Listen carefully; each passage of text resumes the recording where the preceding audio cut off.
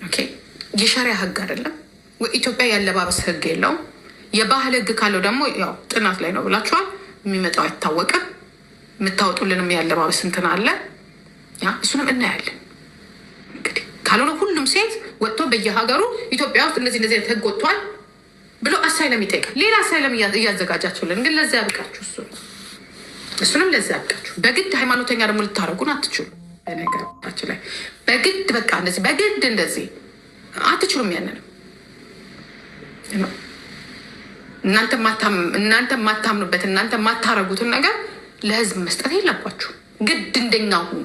ግድ እናንተ አስቀያሚ ስለሆናችሁ እኮ ነው። እናንተ እኮ አሁን እኮ እንደ ባምቢ ራሱ ብትለብሱ አታምሩ። እንደ ሌሎች ሴቶች ብትለብሱ በብዛት እንደዚህ አይነት ነገር የሚቃወሟችሁ እነማን እንደሆነ ታውቃላችሁ? አስቀያሚ ሴትና አስቀያሚ ወንዶች ነው። አስቀያሚ ሴትና አስቀያሚ ወንዶች በቃ በቆንጆ ሴት ብዙ ሴቶች ደግሞ ትደግፉታላችሁ። እሷ እኮ እንደዚህ ለብሳ፣ እሷ እኮ እንደዚህ ሆና፣ እሷ እኮ እንደዚህ አድርጋ። እኔ የምለብሰው ልብስ ብትለብሺ አንቺ አታምሪ። አንቺ ምናልባት ከበሮ ይዘሽ እንዲ ብለሽ ልትተንቀሳቀሰሽ ሊያምርብሽ ይችላል። እኔ ደግሞ ያንን አልፈልገው። እኔ ደግሞ ዳንኪራ ጭፈራ ቤት ውስጥ እያጨስኩ እየጠጣው እየቃምኩ መጨፈር ነው ፈልገው። ምን አገባሽ? ምን አገባችሁ? 16 ሚሊዮን ብር በጨረሳችሁት ፎቅ ላይ እኮ ቤተክርስቲያን አይደለም እያደረጋችሁ ያሉት፣ ወይ የመጽሐፍ ቅዱስ እኮ አይደለም፣ ጭፈራ ቤት ነው የምታረጉት። ይህንን ሄዳችሁ ከሀገራችሁ መንግስት ጋር ተነጋገሩ። ምን አገባችሁ? የፈለጉትን ቢሆን ልጆቹ የፈለግነውን ብን ነው። ምን አገባችሁ? እኔ እኮ አንዳንዴ እኮ እያስጨንቀኛል እኮ የዛ አገር ነገር ስላለባበስ ራሱ። መጀመሪያ እስቲ እንደው ቆይ እሱን እንደ ሉክሰስ ጥያቄ ነበር የቆጠርኩትኝ። ይህ ባለፈው ከባህል ውጭ ስትሉ ቆይ ችግር የለውም። ህገ መንግስቱ ስርዓቱ ሲለወጥ አብሮ የሚለወጥ ነገር ስለሆነ ነው። ግን በዚህ መልኩ የሚካሄድ ከሆነ ያስፈራናል። እንዲህ ለብሳችሁ አትሄዱ፣ እንደዚህ አድርጋችሁ አትሄዱ። አንደኛችን ታዲያ ሳውዲ አረቢያ እንኖርም እንዲህ ተሸፋፍነ እኮ አልሸሽም እኮ ዞር አሉ እኮ እዛው እንኖር። አንደኛውን ወይ የሸሪያ ህግ አድርጉት ወይ ደግሞ ይሄ ምንድነው የድሮ እንትን የለም የነዚህ እነኑኑ ከዚህ እዛ ድረስ የሚለብሱት እሱን አድርጉና ከዚህ አንስተን እስከዛ ድረስ ለብሰን እንሄዳለን። በሙቀቱ ማለት ነው። እያደራሉ ምንድነው ጣሳ ምን ይባላል አሉ። አሁንስ እያስፈራ ነው። የሀገር በጣም እያስፈራ ነው። የአካባቢው ስድብ፣ የባህሉ መተብተብ፣ የሃይማኖቱ መተብተብ። እናንተ እንደፈለጋችሁ ጣሳችሁንና ውስኪያችሁን እንደዚህ ቆባችሁን እንዲያርጋችሁ ውስኪያችሁን ይዛ ትላላችሁ። እኛ ደግሞ ዝንጥ ብለን ውስኪያችንን ይዘን ስንጠጣ ሰካራም፣ አንተም ሰካራም፣ እኔም ሰካራም። እኔ እንዲያውም እሻላለሁ በአምላኬ ካባና በአምላኬ መከበሪያ ልብስም አልጠጣው። እኔ ይሻላለሁ። በቃ እኛ እንሻላለን። ደግሞ እምነት ግድ አይደለም። በቃ አታስገድዱት። ሰው አታስገድዱት። የፈለገ ይመን፣ የፈለገ ያምልክ፣ ያልፈለገ ይተው። በቃ ቤተክርስቲያን ስጌድ መከራ። አሁን እኔ እዚህ ጋራ ብዙ ጊዜ መዝሙር ማዳመጥ እፈልጋለሁ። በነገራችን ላይ ልክ አንድ መዝሙር ስትከፍቱ በእናትሽ እስቲ ያከለኝ እንደማድረግ ይሏቸዋል። በእናትሽ ከዛ ኦኬ ታረጋላችሁ፣ አብራችሁ ታዳምጣላችሁ ምናምን። በንጋታ ሙዚቃ ስትከፍቱ አንቺ ምን ሆነሽ ነው? በስመ አብ አፈር ቢያፈር ያስበላሽ እንዴ!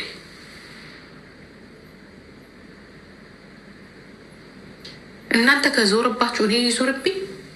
እኔ 30 ቀን በሙሉ መዝሙር ማዳመጥ አለብኝ? እኔ ቀን ሙሉ እኮ መዝሙር ሳዳመጥ አይደለም ሙሉ። ምናልባት የማዳመጣችሁ ሌላ ደግሞ መጽሐፍ ነገሮች እኮ ሊኖሩ ይችላሉ። በቃ እኛ የሆነውን ሁኚ።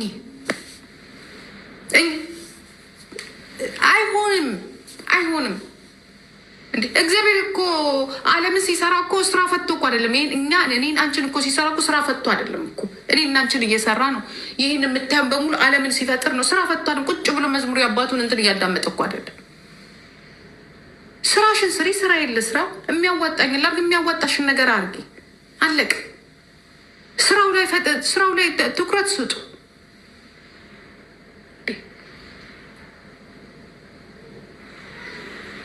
እየሸተቱ ጭስ በጭስ እየሆኑ ምን እያደረጉ እኔ እችን ነገር አውቃታለሁ እኔ ደግሞ ኢቨን ከስራ ወጥተን ራሱ እዚህ ሀገር ማለት ድሮ ቤተክርስቲያን አንድ ቤተክርስቲያን ናት ያለች ድሮ ማንም የለ 3-4 ሰው ሆነን ነበር የምናስቀድስበት እና አንዳንዴ እኔ ሌሊት ስለምሰራው ጓደኛ ምናምን ሌሊት ስንሰራ ወይ ደግሞ ያው ቅዳሜና እሑድ የምትሰሩበት ጊዜ ነው በተለይ ቅዳሜ ማለት ነው ልክ ጠዋት እየተንደፋደፍን ስንሄድ ክንዴር ቦታ ላይ መጣሽ ክንዴር ቦታ በከየትም ልምጣ ከየት እንምጣ ዋናው ደጃፉ ላይ መገኘት ዋናው ጸሎቴን ማድረስ ቅባ ቅዱስን መቀባት ዋናው ይሄ ነው በቃ ዳኒኮ ይሄ በቂ ነው አታስኮንኑን እንትን አትበሉት በቃ እንደ አባት ምከሩ እንደ አዋቂ ሁኑ እንደ አዋቂ ሁኑ እስቲ የእግዚአብሔር ቃል እግዚአብሔር እኮ ስለታገሰን እንጂ እኮ እኛን እኮ ማጥፋት አቅቶት አይደለም አቅቶት ይመስላችኋል የሁላ ምን እኮ አሁንም እኮ እየጠፋ ነው የሁላ ተአምር እኮ እያየን እኮ ከምንለብሰው ልብስ ጀምሮ እኮ ሁላችንም እኮ ጤነኞች እኮ አይደለም እውነት ከኃጢአት ንጹህ ነን እነዚህ መጽሐፍ ቅዱስ እንደሚያዘው ከሄድን ቁርአኑ እንደሚያዘው ከሄድን እውነት እዚህ ጋር መገኘት ነበረብን ይሄንን ቴክኖሎጂ መጠቀም ነበረብን እውነት ለመናገር ሁላችንም ጫካ ነበር መግባት የነበረብን ሁላችንም ፎቅ ላይ መኖር የለብንም ሁላችንም ቁምሳጥኑ ከዛ እስከዛ የሚደርስ ልብስ መልበስ የለብንም አንድ ልብስ ነው መልበስ ያለብን ያለንን ልብስ በሙሉ ለሌለው ነው ማካፈል ያለብን እሻቱ ምንድነው የሚለው ያ አንድ ሁለት ካለ አንዱን አካፍል ነው አይደለም የሚለው አይደለም አንተ ያንን ታረጋለህ አታረግም ስለዚህ አንደኛው ኃጢአተኛ አንተ ነህ ማለት ነው ማይክ ተጠቀሙ ይላል እንዴ መጽሐፍ ቅዱስ ከተማ ውጡ ይላል እንዴ ፎቅ ላይ ኑሩ ይላል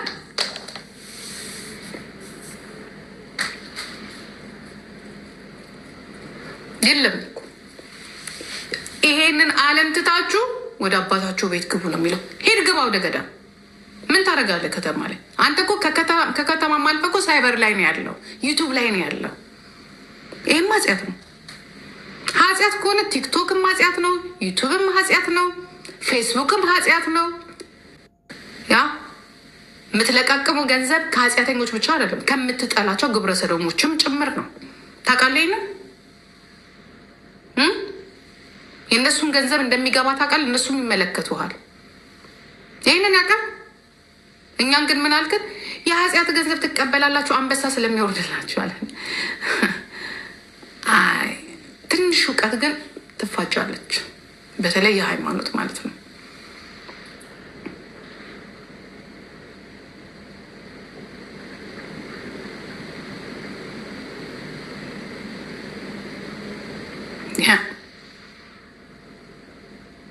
ኮሜዲ መሆንም ኃጢአት ነው ኮሜዲ መሆን ራሱ አንድ ራሱን የቻለ ኃጢአት ነው በሰዎች ላይ ማፌዝ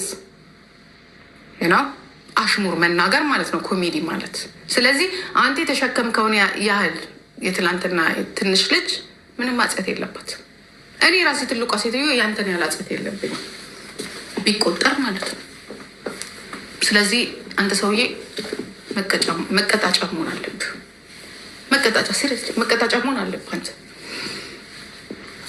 መቀጣጫ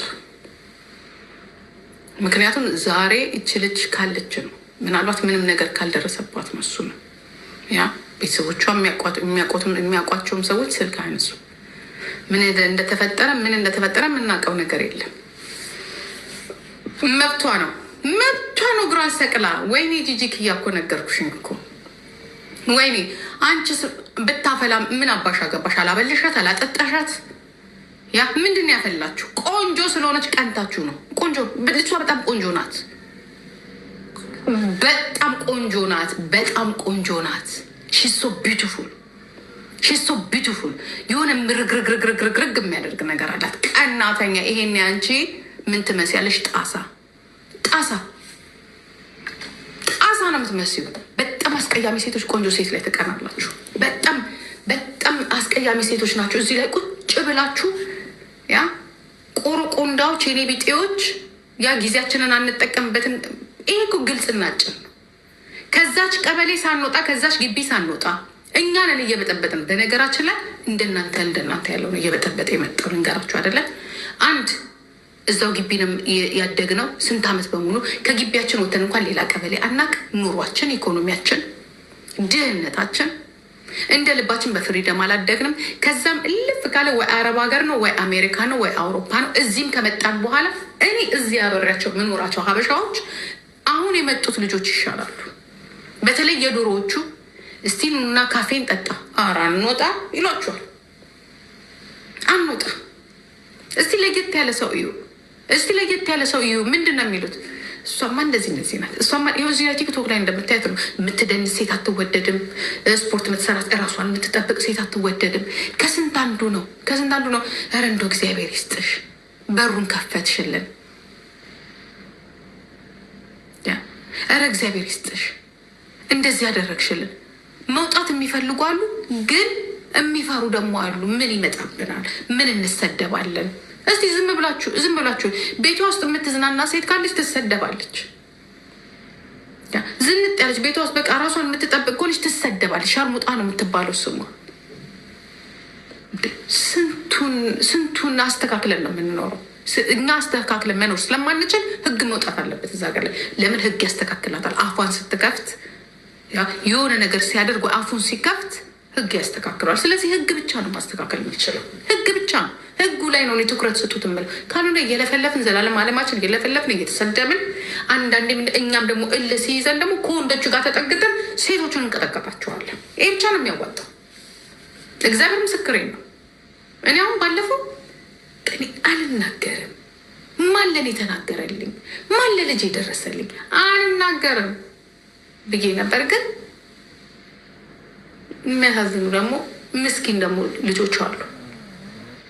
በጣም ምስኪን።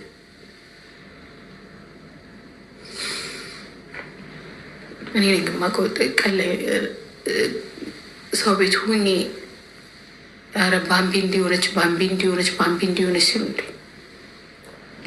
ይቀልም መስሎኝ ነበረ። ዝም ብሎ ለወሬ መስሎኝ ነበረ። ነገሩ ለካ የምር ነው። አሁን ይቺ ልጅ እኔ እግዚአብሔር የሆነ ነገር ብትሆን እኔ በቃ በጣም ነው የሚደብረኝ። አይዶ ነው በጣም የምንሰበር ይመስለኝ ሁላችን። የእኛ ጥፋት ነው። እኛን እንደዚህ ያበቃናት ነው።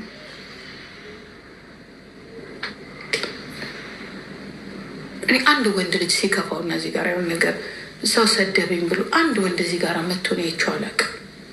እነሱ ይደጋግፋሉ፣ እነሱ እንትን ይላሉ። እኛስ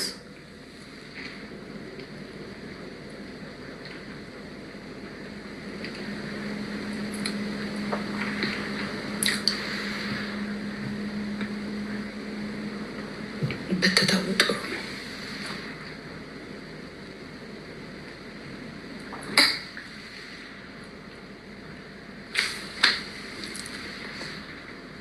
ግዴታ ማየት አለበት። ግዴታ መስተካከል አለበት። ይሄ በየሚዲያ ላይ አፍ መክፈት፣ በየሚዲያ ላይ ሴቶችን አታክ ማድረግ። በሰራነው ስራ እንተች።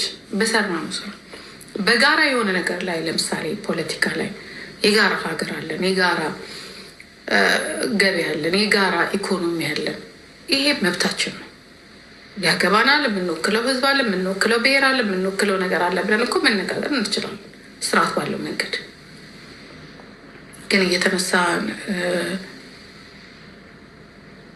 ጥፋት ካለበት ሰው በጥፋቱ ልትናገሩ ትችላላችሁ። ከነካችሁ ስማችሁን ጠርቶ ከሰደባችሁ ወይ ከነካችሁ። በተረፈ ግን የሆነ ነገር ለማድረግ በተለይ እንደዚህ በጣም ታዋቂ የሆነ ሰው ሲናገር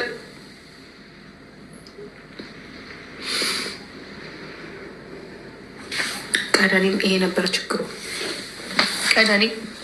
ይሄ ነበር ችግሯ።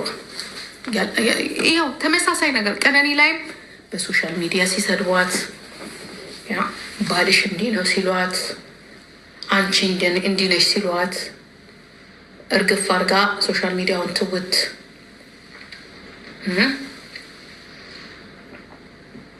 እሱ እንደዚህ ነው ምክንያቱም እነሱ ሁለቱም ታዋቂ ስለሆኑ ማለት ነው። ትዝ ይላችኋል ቤታየው ገመድ ያንጠለጠለች ጊዜ ዛሬ 2 ዓመት ትዝ ይላችኋል።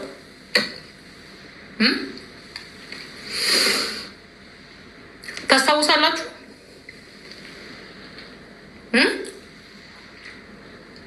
ገመድ ያንጠለጠለች ጊዜ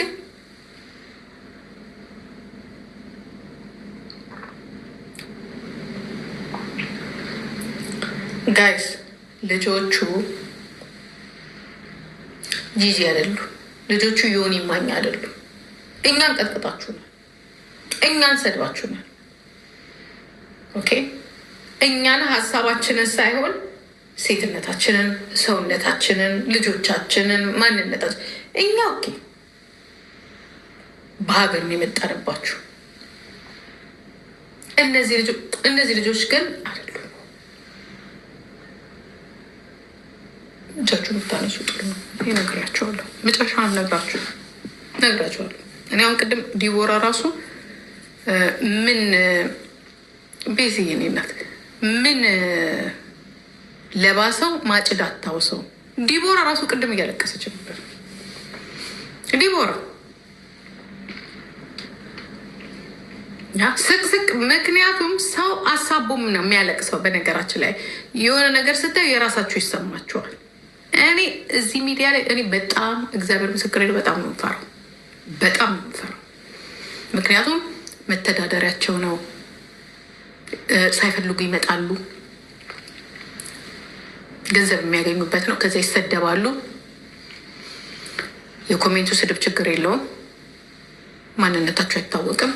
ግን ትላልቅ ፔጆች መጠንቀቅ መጠንቀቅ አለባችሁ በጣም። አሁን ይች ልጅ እንግዲህ ምን እንደሚመጣ እንግዲህ አናውቅም። ፈራጅ የሚሆን ብዛቱ እሷ እኮ እንደዚህ ናት እኮ እሷ እኮ እንደዚህ ናት እንደዚህ እኮ እንደዚህ እሷ እኮ እንደዚህ ናት። ኧረ በኢየሱስ የለችም ማለት ነው እስካሁን ድረስ። እግዚአብሔር ይሆንላችሁ ማለታቸው። እግዚአብሔር ይጠብቃችሁ። እንግዲህ ምን እንላለን? ሌላ ምንም ነገር የለም። እኔ እሷን የምታውቃት ጓደኛዋ የተባለች ልጅ ጋር ደወልኩ፣ ስልክ አነሱም። እግዚአብሔር እንግዲህ ከእሷ ጋር ይሁን። አሁን እኮ የሚያስጠላው እኮ ባለፈው ያችኛዋ እንደዚህ ሳትደርሱላት፣ ምንም ነገር ሳታረጉላት፣ ምንም ሳትሏት መድረስ ሲቻል ምናምን እየተባለ ወቀሳ አልነበረም። እና አሁን ደግሞ ሁላችንም ይሁን ለሁሉም ሰው ጨዋን እንግዲህ ድምፅ ሰምታ እንዳለናት፣ ብዙ የሚወዳት ሰው እንዳለ፣ በጣም ብዙ የሚያከብራት ሰው እንዳለ ይህንን አምና ለእናትና ለአባቷ ስትል እንዲሁም ደግሞ ሁሉ ነገር እንደሚያልፍ አውቃ ጊዜ ታስተሳስብ። ሁለተኛ እንዳታስቡ አላየው። እኔ አሁን ስላችሁ አሁን እኔ የሆነ ሰው አይመቸኝም አይደለ? አይመቸኝም። አንድ ቀን ሊመቸኝ ስለሚችል ብዬ ብዙም አላየውም። እና አንዳንዴ እንደዚህ ቫይራል የወጡ ነገሮችን አይለታለሁ። ግን የሚወደው አለ፣ የማይቀበለው አለ፣ የሚቀበለው አለ። እና አይገባኝም። እኔ ደግሞ ብዙም አይገባኝም። አንዳንድ ነገሮች ወይም የሚያሳዝኑ ሰዎችን ምናምን ሲያቀርቡ ነው። በሌላ ሰዎች ታሪክ ደስ ይለኛል። ራሱ ግን እንትን የሚላቸው ነገሮች ብዙም አልተቀበልኳቸውም። ለእኔ የምችሉ በነገራችን ተመልካች አለው። ግን በተለይ በራሱ ቢናገር ሰው ነው በቤተክርስቲያን ምናምን የተናገረው ነገር ኖርማል አይደለም። በተለይ ደግሞ የተናገራት ልጅም ኖርማል አይደለችም። አሁን ሌሎቹም ቢል ምናምን ነገር ኦኬ ነው። ሌሎች የሚባሉ ሰዎች አሉ። ገባችሁ? ስንት አርቲስቶች አሉ አይደለም እንደ ስንት ነገር እየሰሩ ስንት ነገር ሲንትን ሲሉ እነሱንም ተናገር እያሉ ነው አይደለም። ግን ሰዎች የሚያጠቋችሁ መቼ ነው ታውቃላችሁ? የደከማችሁ ነው ሲያገኟችሁ።